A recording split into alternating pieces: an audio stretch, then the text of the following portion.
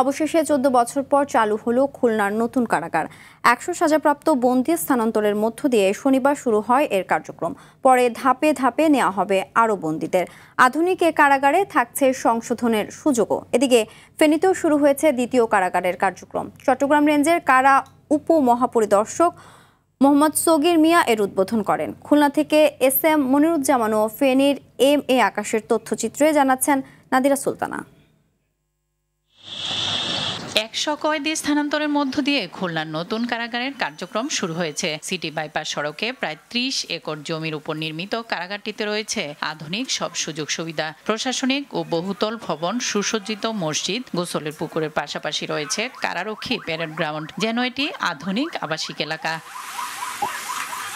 পুরনো কারাগারে মহানগরীর বন্দীরা ও নতুন কারাগারে থাকবে জেলার বন্দীরা। এখানে বিচারাধীন ও সাজাপ্রাপ্ত বন্দীদের জন্য রয়েছে আলাদা ভবন, চিকিৎসার জন্য আছে হাসপাতাল। নিরাপত্তায় পুরো কারাগারের ভেতরে প্রায় 5 কিলোমিটার দীর্ঘ দেয়াল নির্মাণ করা হয়েছে। আমরা 100 জনকে দিয়ে শুরু করেছি। যদি কোনো প্রবলেম দেখা দেয়, সমস্যা দেখা দেয়, আমরা সেটা সমাধান করব।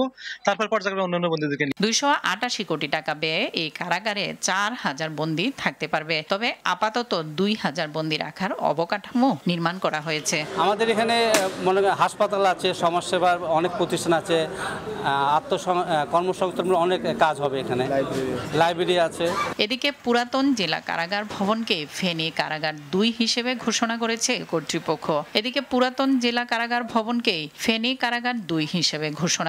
কর্তৃপক্ষ। ফেনীর দ্বিতীয় কারাগারে চট্টগ্রাম বিভাগের 6টি জেলা কারাগার থেকে সাজাপ্রাপ্ত মোট 180 জন বন্দীকে স্থানান্তর করা হচ্ছে।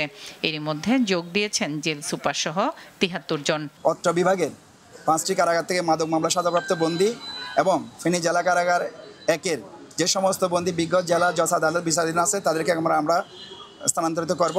নাদিরা সুলতানা, RTV।